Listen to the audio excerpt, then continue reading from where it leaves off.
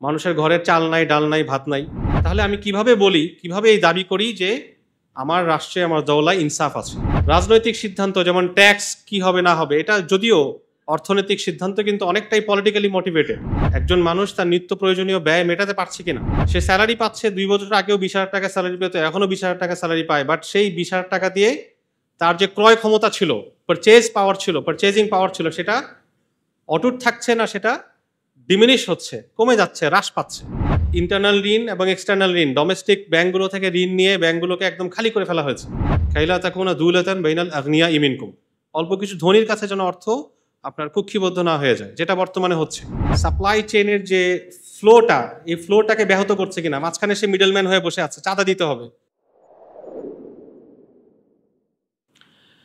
আলহামদুলিল্লাহ রাব্বিল আলামিন ওয়াসসালাতু ওয়াসসালামু আলা মুহাম্মাদিন সাইয়্যিদিল মুরসালিন ওয়া আলা আলিহি আজমাইন, আম্মা বা'দ। বর্তমান বাংলাদেশের প্রেক্ষাপটে উম্মার রাজনৈতিক ভাবনা শীর্ষক আজকের এই কনফারেন্সে, সেমিনারে সম্মানিত আলোচকবৃন্দ, উপস্থিতিবৃন্দ, আমাদের আয়োজকবৃন্দ এবং এর পেছনে যারা পর্দার আড়ালে বা সামনের শ্রম দিয়েছেন, সবাইকে মোবারকবাদ জানিয়ে আমি আমার সংক্ষিপ্ত আলোচনা ইনশাআল্লাহ শুরু করছি। আমাকে যে টপিকটি দেওয়া হয়েছে সেটি শিরোনাম হচ্ছে রাজনীতিতে অর্থনীতির প্রভাব, ইসলামের দৃষ্টিকোণ থেকে মূল্যায়ন। আমি কয়েকটি পয়েন্টে আমার মূল আলোচনাটাকে গুছিয়ে নিয়ে আসার চেষ্টা করব ইনশাআল্লাহ। প্রথম বিষয় হলো, আল্লাহ রাব্বুল আলামিন আমাদেরকে যে সৃষ্টি করেছেন, সৃষ্টির সময় যখন তিনি মালাইকাদের সাথে, ফেরেশতাদের সাথে শেয়ার করেন, মানুষ সৃষ্টির কথা তিনি জানান, ফেরেশতারা তখন রেসপন্স করেন কি, আতাজালু ফিহা মা ইউফসিদু ফিহা ওয়া ইয়াসফিকু দিমা, আপনি কি এমন কাউকে সৃষ্টি করছেন যারা ফাসাদ সৃষ্টি করবে, মা ইউফসিদু ফিহা, এবং রক্ত প্রবাহিত করবে। ফাসাদ সৃষ্টি করা মানুষের একটি ইনহেরেন্ট ন্যাচার, মানুষ এটা করবেই। মানব প্রবৃত্তিতে ফাসাদ এটা বিল্ট ইন। আমরা রিসেন্টলি কিন্তু দেখেছি, একদিকে যে গণ অভ্যুত্থান, অন্যদিকে বিভিন্ন রকম ফাসাদ হচ্ছে এখনো। যখনই আইন শৃঙ্খলা কিছুটা দুর্বল হয়, সার্ভেলিয়েন্স কিছুটা দুর্বল হয়, সেটা ব্যক্তি, পরিবার, প্রতিষ্ঠান, রাষ্ট্র, সব যেখান দেশেই এই ফাসাদ আল্লাহ রাব্বুল আলামিন পছন্দ করেন না। আবার ফাসাদ আমাদের বিল্ট ইন একটা ফিচার। দুটোর মাঝে কীভাবে সমন্বয় সম্ভব? এই সমন্বয়ের ক্ষেত্রেই আসলে আসবে গভর্নেন্স, প্রশাসন, শাসন, সুশাসন, যা মানুষকে নিয়ন্ত্রণ করার চেষ্টা করবে, এবং এথিক্যাল প্রিন্সিপালস বা মোরাল প্রিন্সিপালস, নৈতিক নীতিমালা, যা আমাদেরকে সেলফ রেগুলেট করতে, নিজেকে নিজে নিয়ন্ত্রণ করতে সহযোগিতা করবে। এখন এই দুইটা পদ্ধতি, একটা হচ্ছে আমাদেরকে গভর্ন করা হবে রাষ্ট্রের মাধ্যমে, সুলতানাতের মাধ্যমে, এবং অন্যদিকে আমরা সেলফ রেগুলেটেড হব কোরআন সুন্নাহর ভিত্তিতে, যে এথিক্যাল প্রিন্সিপালগুলো, নৈতিক নীতিমালাগুলো আল্লাহ রাব্বুল আলামিন, রাসূলুল্লাহ সাল্লাল্লাহু আলাইহি ওয়াসাল্লাম আমাদেরকে জানিয়েছেন, তার ভিত্তিতে। তো শরিয়া চায় আমরা ফাসাদের পথ পরিহার করে ইনসাফ প্রতিষ্ঠা করি। ইন্নাল্লাহা ইয়ামুরুকুম বিল আদলি ওয়াল ইহসান, আল্লাহ চান, আল্লাহ নির্দেশ দেন তোমাদেরকে আদল এবং ইহসানের। আদল যেটাকে আমরা ন্যায়, জাস্টিস, ফেয়ারনেস হিসেবে ট্রান্সলেট করি, এবং ইহসান হচ্ছে আরও বেশি। আদল হচ্ছে মিনিমাম লেভেল, যেটা আমরা যদি ন্যায়পরায়ণতার কথা বলি, যতটুকু না করলেই নয়, সেটা হচ্ছে আদল। যেমন এখন আমাদের যে বন্যার্ত ভাই বোনেরা আক্রান্ত হয়েছেন, আমাদের পরিবার, আমাদের বন্ধুবান্ধব, আল্লাহ রাব্বুল আলামিন তাদের সকলকে হেফাজত করুন, আমরা দোয়া করি, এবং আমাদের যার যতটুকু সমর্থ, যেভাবে সমর্থ, আমরা সেভাবে তাদের পাশে দাঁড়ানোর চেষ্টা করি। এখানে আদল হয়তো এতটুকু আমরা বলতে পারি, আমি জাস্ট উদাহরণ হিসেবে বলছি, যে ওনাদেরকে উদ্ধার করে নিয়ে আসা, এটা হয়তো আদল। ইহসান এখানে ছেড়ে দিব আমরা না, ওনাদের ত্রাণ, ওনাদের খাবার নিশ্চিত করা, এরপর পরবর্তীতে ওনাদের ঘর বাড়ি হয়তো নষ্ট হয়ে গিয়েছে, পুনর্বাসন যে কার্যক্রম, ঘর একটা বানিয়ে দিলাম আর অটোমেটিকলি সব হয়ে গেল না। কতজন আছেন সর্বশান্ত হয়েছেন, দীর্ঘমেয়াদী পরিকল্পনা তাদেরকে নিয়ে কিভাবে করা যায়, এটা হচ্ছে ইহসান।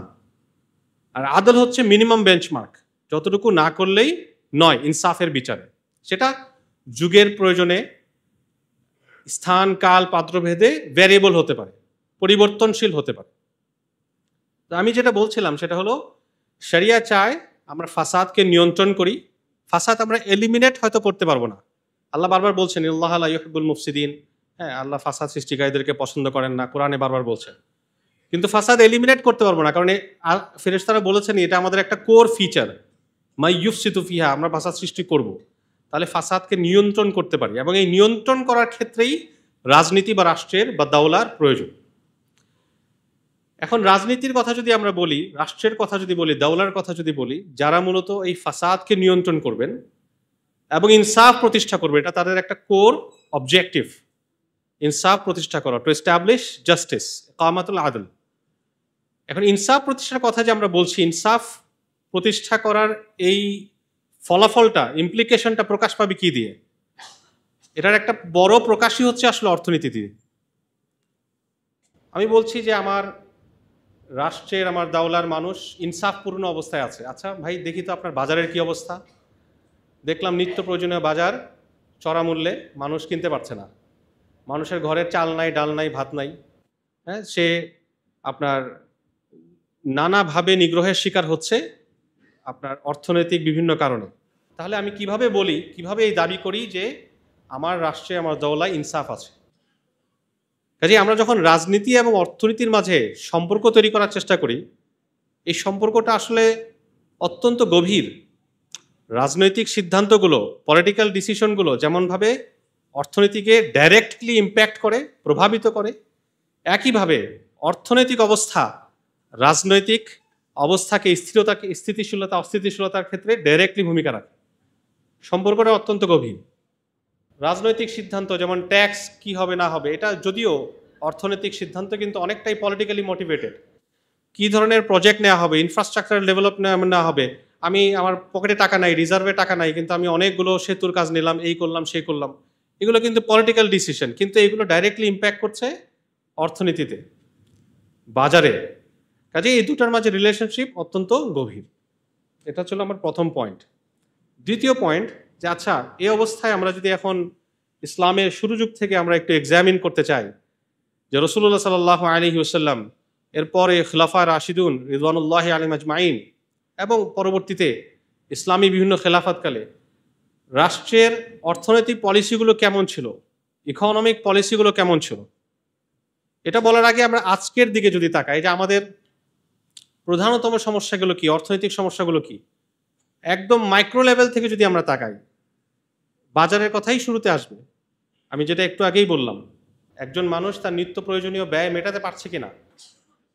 সে স্যালারি পাচ্ছে, 2 বছর আগেও 20,000 টাকা স্যালারি পেত, এখনও 20,000 টাকা স্যালারি পায়, বাট সেই 20,000 টাকা দিয়ে তার যে ক্রয় ক্ষমতা ছিল, পারচেজিং পাওয়ার ছিল, সেটা অটুট থাকছে না, সেটা ডিমিনিশ হচ্ছে, কমে যাচ্ছে, হ্রাস পাচ্ছে। এটাই তো হচ্ছে ইনফ্লেশন, মূল্যস্ফীতি, মূল্য বেড়ে যাওয়া, মুদ্রাস্ফীতি, মুদ্রার ক্রয় ক্ষমতা বেড়ে যাওয়া, কারেন্সি ডেপ্রিসিয়েশন হওয়া।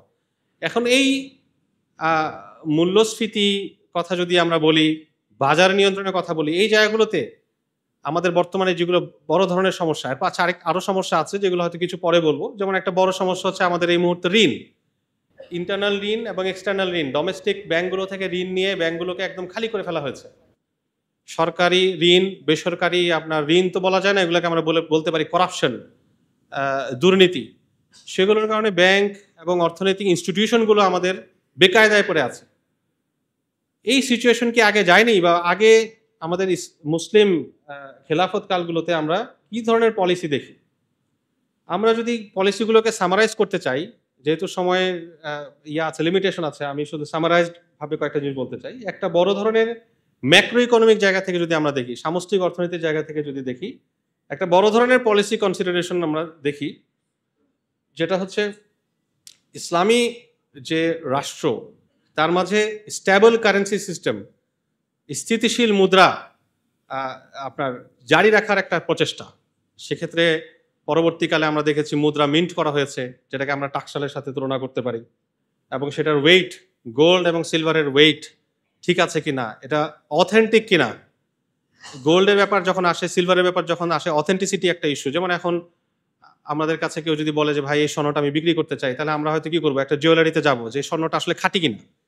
ইমাজিন আমাদের প্রত্যেকটা মুদ্রার ক্ষেত্রে যদি এই বিষয়টার প্রয়োজন হয়, তাহলে এটা কিভাবে এনশিওর করবে রাষ্ট্র যে আমার কারেন্সি এটা ভ্যালিড, এটা অথেন্টিক, এটা স্টেবল। এটা একটা বড় বিষয় ছিল প্রত্যেকটা যুগেই আমরা দেখি, এবং এটার উপরে কিন্তু ইনফ্লেশনের একটা বড় বিষয়ে নির্ভর করে। আজকে যে আমরা মূল্যস্ফীতির কথা বলি, আমি সামনে আসবো ইনশাল্লাহ, এটার পেছনে একটা বড় রিজন হচ্ছে কাগজে মুদ্রা, পেপার কারেন্সি, যেটা সে সময় ছিল না। কমোডিটি বেস কারেন্সি, বিশেষ করে গোল্ড অ্যান্ড সিলভার এবং অন্যান্য কমোডিটি বিভিন্ন সময় ব্যবহৃত হয়েছে।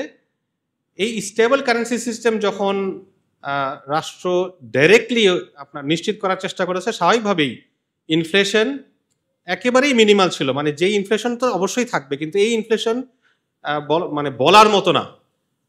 দেখা গেছে যে প্রায় 80 বছরে হয়তো 6-7% ইনফ্লেশন হয়েছে, যেটা একেবারেই কিছু না। হয়তো 1% বা 1% তো হয়ই না, একটা ফ্র্যাকশন, হয়তো 0.03 অথবা সামথিং ওভার আ ইয়ার, যেটা বর্তমান ইনফ্লেশনের সাথে তো অনেক অনেক বেশি পার্থক্য।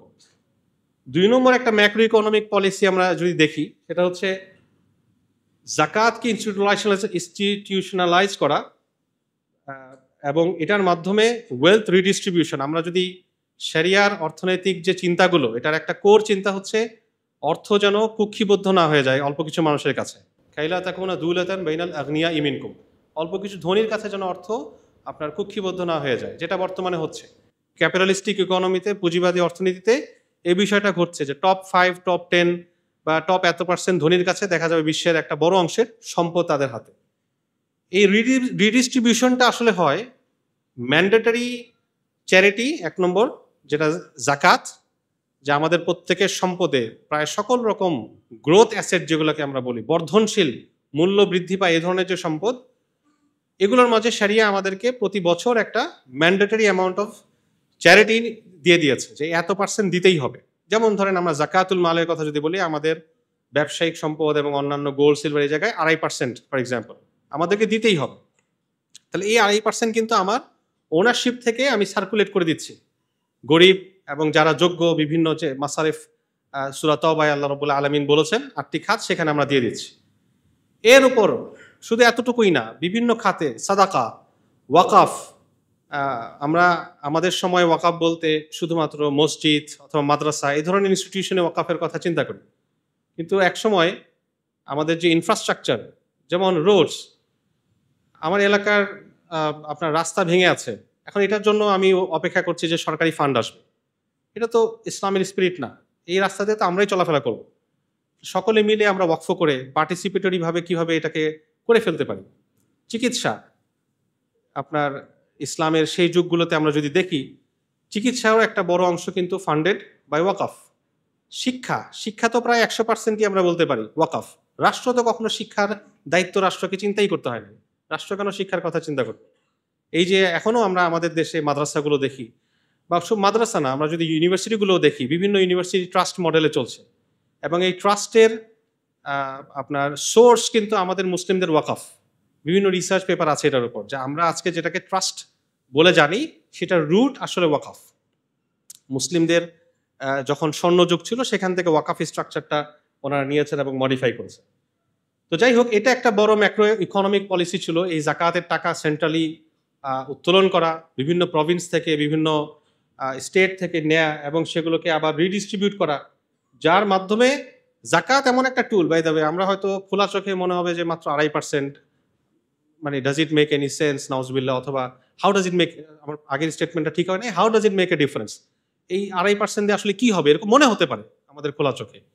কিন্তু যদি আমরা এটাকে ইফেক্টিভলি এবং এফিসিয়েন্টলি কালেক্ট করি এবং ডিস্ট্রিবিউট করি, আমরা দেখব আমাদের যে দারিদ্র্য বিমোচনের জন্য অ্যানুয়ালি বাজেটে যে একটা খাত রাখা হয়, এমনকি আমরা দরিদ্রদের জন্য আরও বিভিন্ন সুযোগ সুবিধার যে অ্যালোকেট করতে হয়, এটার চেয়ে একটা বড় অংশই কিন্তু আমাদের এই জাকাত থেকে উঠে আসবে। এরপর যে ভূমিগুলো, ইসলামী রাষ্ট্রে যে ভূমিগুলো আপনার আনকাল্টিভেটেড, যেগুলো হয়তো মানুষ আবাদ করেনি, অনাবাদী জমি, সেগুলোকে কাল্টিভেট করার জন্য বিভিন্ন রকম ইনসেন্টিভ, আগে যে আসবে সে কাল্টিভেট করবে, তাকে একটা টাইম অফ একটা সুনির্দিষ্ট সময়ের জন্য তাকে এটার অধিকার দিয়ে দেওয়া হবে, সে কাল্টিভেট করতে পারবে, আবাদ করতে পারবে। এমনকি ট্যাক্স এক্সেমশন কোনো কোনো ক্ষেত্রে, এই ধরনের বিভিন্ন পলিসি আমরা আমাদের জমি আবাদের ক্ষেত্রে এবং এগ্রিকালচার বা কৃষিতে ইনসেন্টিভাইজ করার জন্য আমরা কিন্তু এই পলিসিগুলো দেখি। ট্যাক্সের কথা যদি বলি, ট্যাক্স একটা বড় ইস্যু ডেফিনেটলি। আজকের বিশ্বে আমাদের অর্থনৈতিক জুলুমের একটা বড় কারণ কিন্তু ট্যাক্স।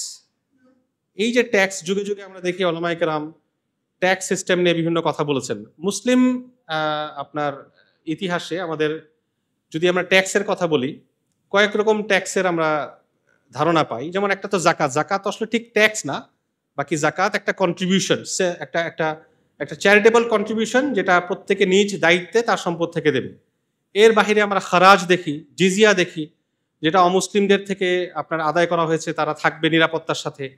ল্যান্ডের জাকা, আপনার যে ট্যাক্স যেটাকে আমরা খারাজ বলি, এগুলোও কিন্তু মুসলিমদের বাইতুল মালের, আজকের হিসাবে আমরা যদি এটাকে সেন্ট্রাল ব্যাংক বলি অথবা অর্থ মন্ত্রণালয় বলি, সেগুলোর সোর্স অফ রেভিনিউ সে সময় ছিল।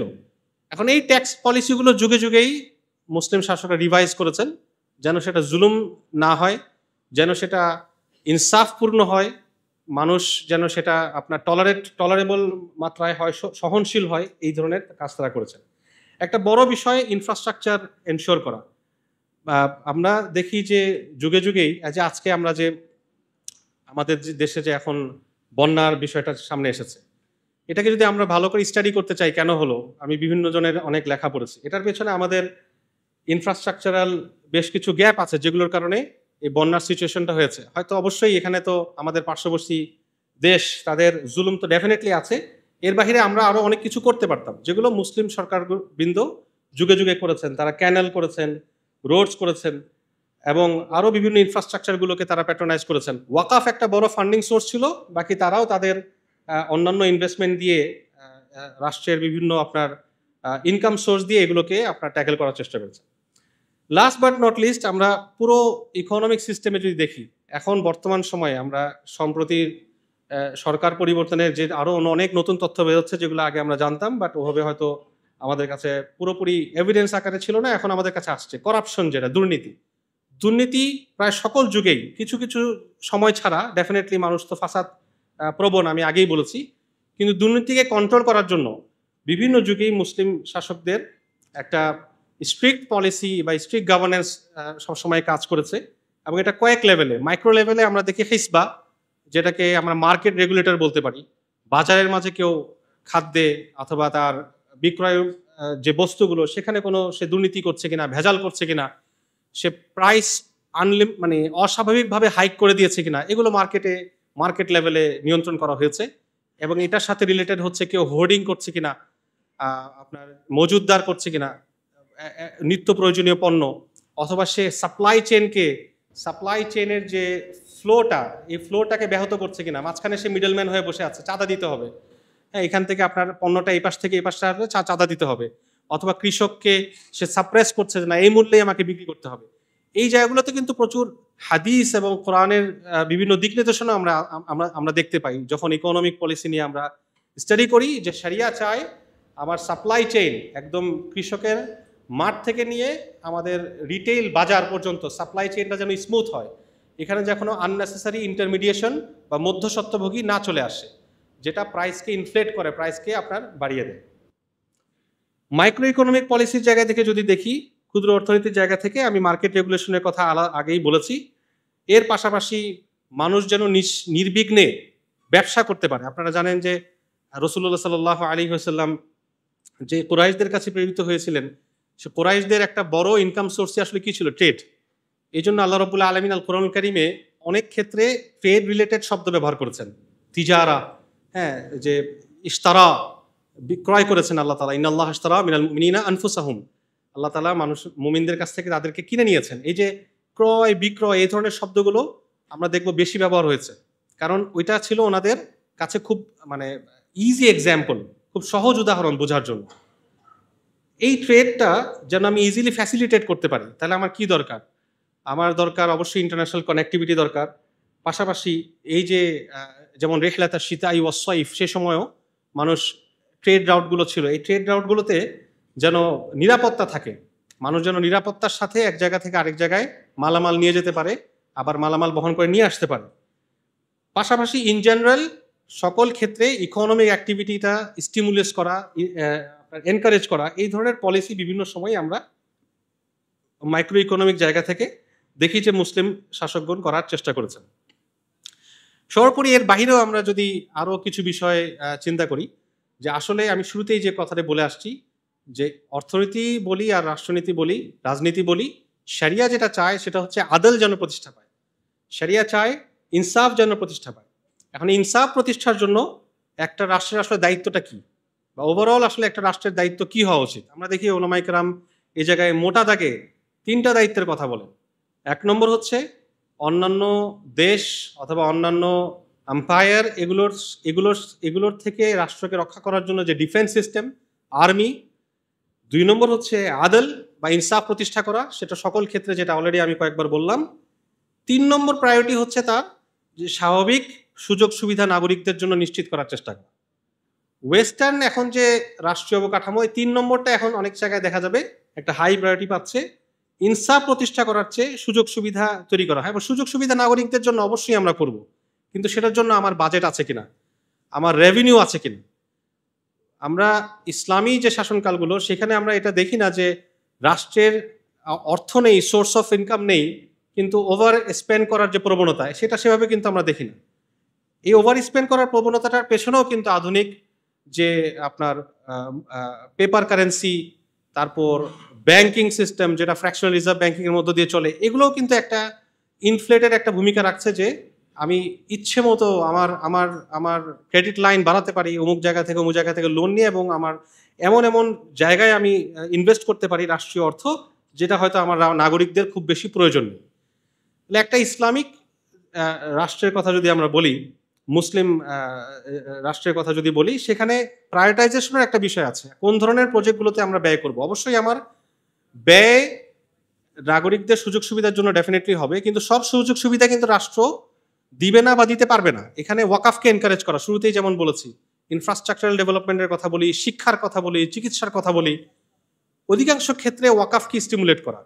ওয়াকাফের বাইরে জাকাত, সাদাকাত, এগুলোকে এফেক্টিভলি কালেক্ট করা, ম্যানেজ করা এবং ডিস্ট্রিবিউট করা, এই দুটো বিষয় যদি মোটা দাগে একটা রাষ্ট্র করতে পারে, তাহলে বাকি থাকবে, তারপরে তার কিছু সোর্স অফ রেভিনিউ থাকবে, সেই রেভিনিউগুলোকে প্রায়োরিটির ভিত্তিতে স্পেন্ড করা। এই মুহূর্তে আমার রাষ্ট্রের হাই প্রায়োরিটি কি? আমার হাতে 2টা প্রজেক্ট আছে। একটা হচ্ছে এমন এক জায়গায় আমার একটা রোড বানানো, যেটাতে খুব বেশি মানুষ যাবে না, আরেক জায়গায় হয়তো আমার মানুষ খাবারই পাচ্ছে না। আমি কোনটাকে প্রায়োরিটাইজ করব? এই প্রায়োরিটাইজেশনটা শরিয়ার দৃষ্টিকোণ থেকে অত্যন্ত গুরুত্বপূর্ণ।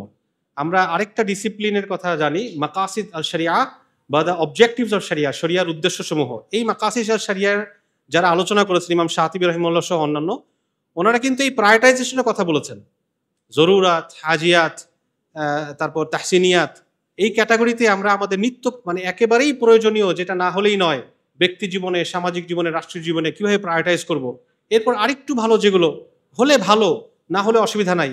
এরপর হচ্ছে তার চেয়েও লো প্রায়োরিটি যেগুলো, সেগুলোকে যখন আমরা ক্যাটাগরাইজ করবো এবং সে অনুযায়ী প্রায়োরিটাইজ করব, এতে কিন্তু আমাদের রাষ্ট্রের যে রিসোর্স, সেটা ইফিশিয়েন্টলি অ্যালোকেট করাটা সহজ হবে।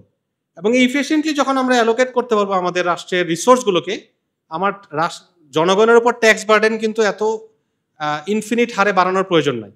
এই যে এখন আমরা হাই ট্যাক্স জনগণকে ইম্পোজ করতে হচ্ছে, কারণ আমার এক্সপেন্ডিচার তো অনেক, আমার খরচ অনেক, কাজে একদিকে সেই উচ্চ খরচ ব্যয় করার জন্য আমার ট্যাক্স নিতে হচ্ছে, সেই ট্যাক্স দিয়েও কিন্তু করছে না। আপনারা যদি বাজেট দেখেন, সেই ট্যাক্স দিয়ে আমাদের কিন্তু হয় না। কাজেই তখন কি নাও, তখন ফার্স্টে গ্রান্ট নেওয়ার চেষ্টা করো বিভিন্ন দেশে, যে ভাই কিছু টাকা পয়সা দেন।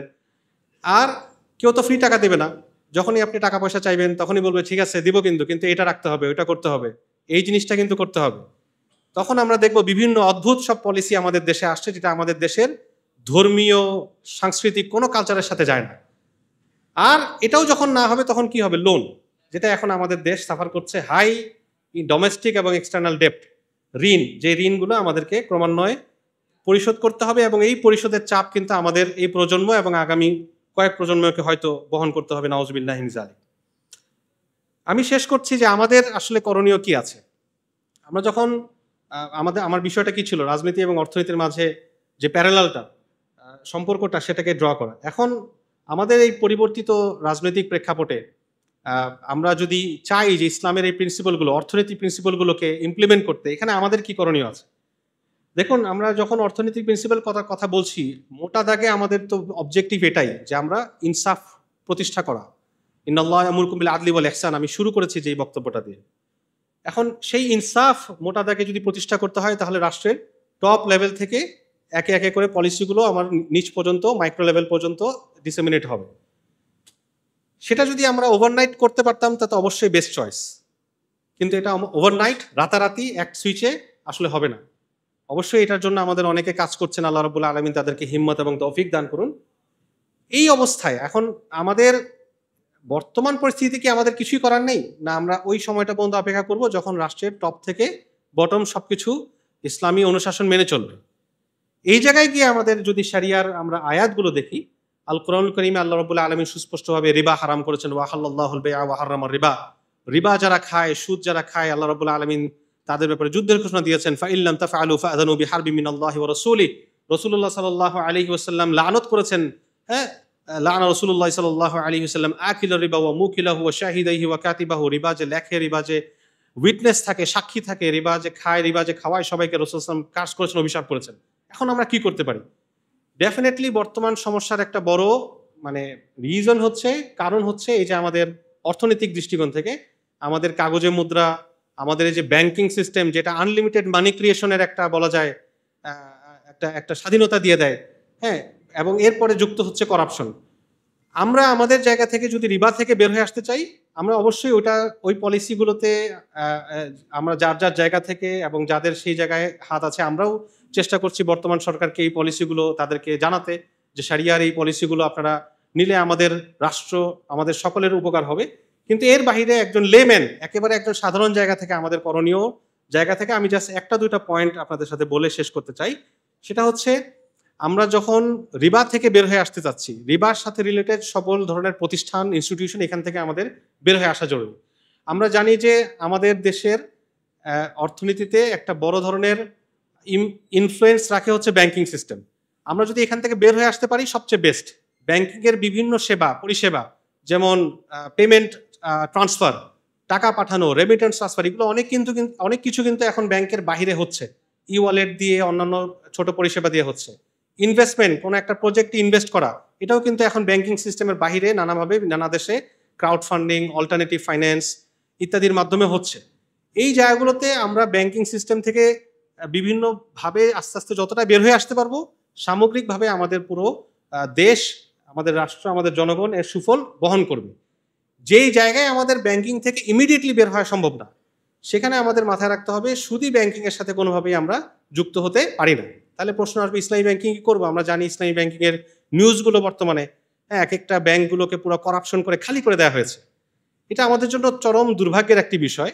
শরিয়া পরিপালনের আরেকটি বিষয় যেটা আমি বলে শেষ করতে চাই, সেটা হচ্ছে আমাদের দেশে ইসলামী ব্যাংকিংগুলোর দুর্বলতা কোথায়?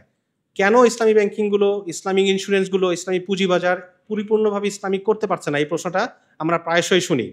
এই জায়গায় আমার মন্তব্য হচ্ছে, আমরা আমাদের দেশের বর্তমান অবস্থাকে যদি তুলনা করি আমাদের পিয়ার দেশগুলোর সাথে, মালদ্বীপস, পাকিস্তান, আফগানিস্তান, তারপর মধ্যপ্রাচ্যের যে দেশগুলো, ওদিকে মালয়েশিয়া, ইন্দোনেশিয়া, এগুলোর সাথে যদি তুলনা করি, আমার ব্যক্তিগত অবজারভেশন হচ্ছে আমরা কমপক্ষে এক যুগ পিছিয়ে আছি ইসলামিক ফাইন্যান্স পলিসি ইত্যাদি তৈরি করার ক্ষেত্রে।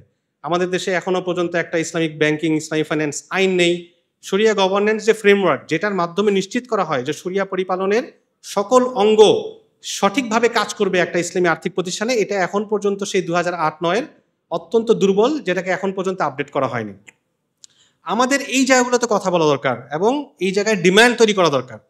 আপনি যাদের সাথে লেনদেন করছেন তাদেরকে এই প্রশ্ন করা দরকার যে আপনারা কিভাবে এনশিওর করছেন যে আপনার শরিয়া বোর্ডে যোগ্য মানুষরা বসে আছেন, শরিয়া বোর্ডের নীতি, যেই আপনার সিদ্ধান্ত, সেটা আপনারা পরিপালন করছেন, শরিয়া বোর্ডের সকল বিষয় শরিয়া বোর্ডের কাছে আসছে। এগুলো মৌলিক প্রশ্ন। এই জায়গাগুলো যদি আমরা ঠিক করতে পারি, পাশাপাশি আমরা যারা গ্রাহক আছি, ব্যাংক থেকে বিভিন্ন কারণে এলসি করছি, ব্যবসায়িক আছে, আপনারা অনেক ব্যবসায়ী আছেন, বিভিন্ন ব্যাংকগুলোতে এলসি করছেন ইত্যাদি করছেন, আপনাদেরও রেসপন্সিবিলিটি যে তাদের সাথে লেনদেনের আগে এটা নিশ্চিত করা এবং স্যাটিসফ্যাক্টরি লেভেলে এটা নিশ্চিত হয়ে নেওয়া যে তারা শরিয়া পরিপালন করার জন্য সকল অঙ্গ প্রত্যঙ্গকে আপনার ঠিকঠাক মতো পরিচালনা করার সুযোগ দিয়েছেন। এই দুটো বিষয় যদি আমাদের থেকে মিনিমাম লেভেলে আসে, আর এর বাইরে আমাদের সকল কার্যক্রমে, আমরা সেটা সমিতি বলি, আমাদের গ্রামের বিভিন্ন লেনদেন বলি, ইত্যাদি বলি, তাইলে অন্তত মাইক্রো লেভেলে এবং বিশেষ করে বাজার, আমরা এখন আমাদের চারপাশে যে বাজারগুলো আছে তাদের সাথে সপ্তাহে একবার, মাসে একবার তাদের সাথে মত বিনিময় করার চেষ্টা করি, তাদেরকে দাওয়াত দেই।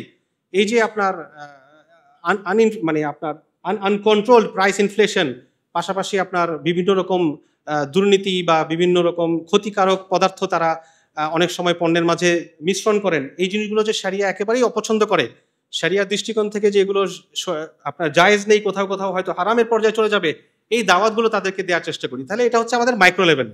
আর যাদের আমাদের রিচ আছে, বিশেষ করে নতুন সরকারে এখন আমরা একটা পজিটিভিটি দেখতে পাচ্ছি, আল্লাহ রাব্বুল আলামিন এই পজিটিভিটিকে আরো বাড়িয়ে দিন। সেখানে পলিসি লেভেলে আমাদের শরিয়ার যে আরো বিভিন্ন পলিসিগুলো আছে সেগুলোকে আমরা ইনফ্লুয়েন্স করতে পারি। সর্বোপরি আমরা মনে করি যে রাজনীতিতে অর্থনীতির সম্পর্ক অবিচ্ছেদ্য, কোরিলেশনটা অত্যন্ত স্ট্রং, এবং এই জায়গায় শরিয়ার যে নীতিমালা, এটা শুধুমাত্র মুসলিমদের জন্য নয়, মুসলিম অমুসলিম নির্বিশেষে সকলের ওয়েলফেয়ার, সকলের ন্যায়, সকলের জাস্টিস এবং আদলের জন্য শরিয়ার এই প্রিন্সিপালগুলো, আমরা এই প্রিন্সিপালগুলো আধুনিক রাষ্ট্রেও কিন্তু ইমপ্লিমেন্ট করতে পারি, এবং করলে এর সুফল আমরা সবাই ভোগ করতে পারবো। আল্লাহ রাব্বুল আলামিন আমাদের সকলকে তৌফিক দান করুন। জাযাকুমুল্লাহ খাইরান। আসসালামু আলাইকুম ওয়া রাহমাতুল্লাহি ওয়া বারাকাতুহু।